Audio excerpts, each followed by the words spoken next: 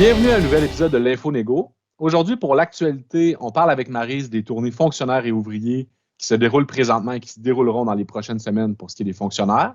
On parle de la négociation à l'Agence du revenu et le sujet de la semaine sera la question de la retraite.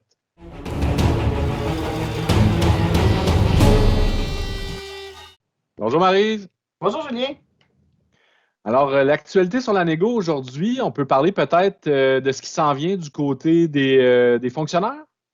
En fait, Julien, présentement, on est en tournée. Comme tu sais, c'est une tournée qui est virtuelle. Alors, la tournée chez les fonctionnaires commence la semaine prochaine. Donc, soyez à l'affût à ce moment-là des courriels que vous allez recevoir. La page aussi SFPQ, tournée fonctionnaire, va vous donner énormément d'informations sur quand est-ce que va être votre rencontre, le lien Zoom sur lequel vous allez pouvoir vous connecter, etc. Donc, ça commence la semaine prochaine et on va comme ça jusqu'à la fin du mois d'avril. Donc, tu vas être largement en tournée, Marie. Tu vas pouvoir rencontrer nos auditeurs. Je pense que ça va te faire du bien. Oui. On est aussi en ce moment là, en tournée du côté des ouvriers. Oui, en fait, on termine cette semaine, Julien. Donc, ça fait, dans le fond, ça fait déjà 2 semaines. Cette semaine, c'est la dernière semaine. On m'a rapporté certains problèmes chez les ouvriers d'un point de vue d'ordre technologique, là. Alors, c'était pas simple nécessairement de se connecter à un lien Zoom, etc.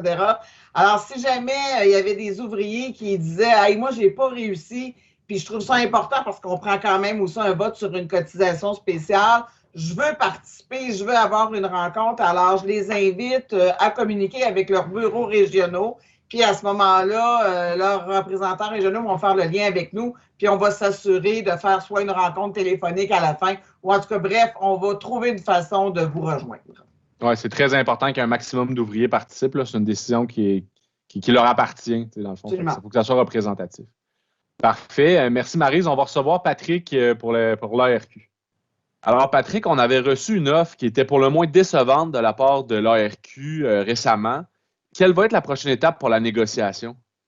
En fait, la prochaine étape, c'est qu'on va consulter, dans le fond, ce qu'on appelle, nous, là, dans nos rencontres, le Conseil de négociation Revenu Québec. Alors, ça représente, dans le fond, les présidences de chacune des sections locales. Donc, on va aller discuter avec eux autres le 29 mars prochain. En fait, c'est parce que là, on est à la croisée des chemins. Quand je dis ça, ce que ça veut dire, en fait, c'est que là, on est plus capable de faire avancer la table de négociation actuellement.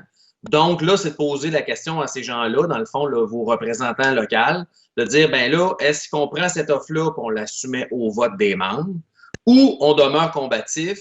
Et ça veut dire inévitablement, puis on fera la discussion avec eux autres le 29 mars, mais d'être patient parce qu'on sent que la négociation risque d'être longue à cause de la conjoncture, effectivement, là, qu'on peut dire là, dans l'atmosphère actuellement qu'on est, les mesures sanitaires, la COVID-19, il y aura un budget qui sera déposé bientôt, mais pour l'instant, ce qu'on sent, c'est que tant l'Agence du revenu du Québec que le gouvernement du Québec, on n'est pas, dans le fond, dans les priorités de négociation. Puis c'est pour ça que notre table de négociation avance plus. Alors là, dans le fond, cette grande question-là, c'est ça la décision, c'est ça le mandat qu'on va aller demander, dans le fond, le 29 mars à vos présidences de section. Parfait. Mais sans aucun doute, on reviendra à l'Info-Négo pour indiquer aux membres là, quelles ont été les grandes décisions qui ont été prises dans cette instance-là. Exactement. Merci, Patrick.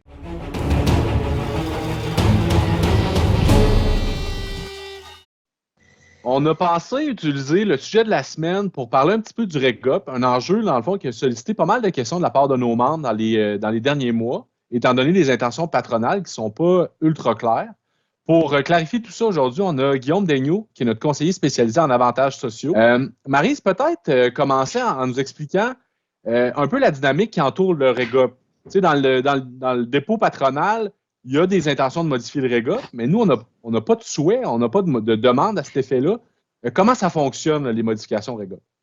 En fait, Julien, tu as raison. On n'avait pas de demande à cet effet-là. Pour nous, le REGOP est en santé. Touchez-y pas. On n'a pas arrêté de dire ça à la partie patronale.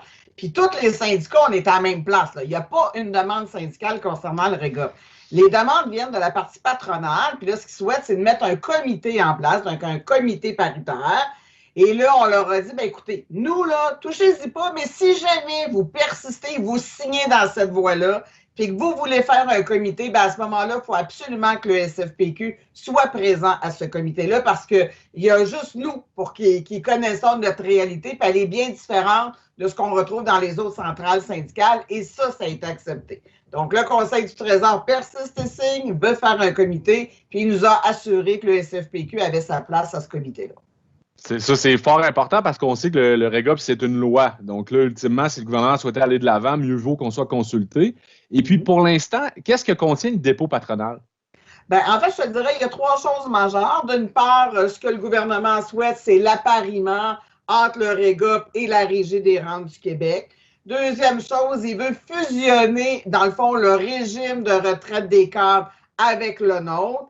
Et troisièmement, ben, il veut revoir notre façon de calculer notre rente de retraite.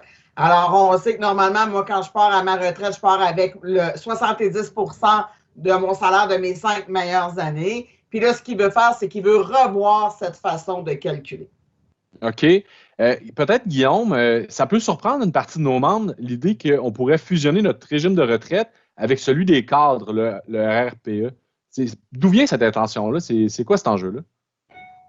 Bien, l'intention, c'est probablement parce que les régimes sont très similaires. Le RRPE et le REGOP se ressemblent beaucoup. Mais par contre, le RRPE est en mauvaise posture financière comparé au REGOP qui, lui, est en très bonne posture. Nous, on ne veut pas hériter de leur mauvaise posture financière et peut-être que le gouvernement s'est dit « Ah, ben ça pourrait régler notre problème ». Actuellement, dans le régime des cadres, l'indexation de la rente des retraités est à 0 pour les 6 prochaines années. Leurs cotisations aussi sont plus élevées que les nôtres, sont à 12 % de cotisation de leur salaire et nous, on cotise seulement que 10 % eux, ils ont eu des rabais dans le passé de cotisation. Peut-être que c'est pour rattraper là, ces rabais-là qu'ils ont eus. Fait que c'est certain que nous, le SFPQ, si ça discute de fusionner le régime des cadres avec le nôtre, bien, sur la table, on va vouloir vraiment arranger quelque chose pour ne pas hériter de leurs problèmes financiers, mais que ce soit réglé là, avant que la fusion se fasse. Maryse mentionnait un nouveau mode de calcul pour ce qui est du calcul de la rente. On parle d'une notion de salaire carrière. Peux-tu nous donner un petit peu plus de détails sur ce que ça veut dire concrètement? Oui, bien sûr. Un point dans le dépôt patronal, c'est l'équité entre les participants.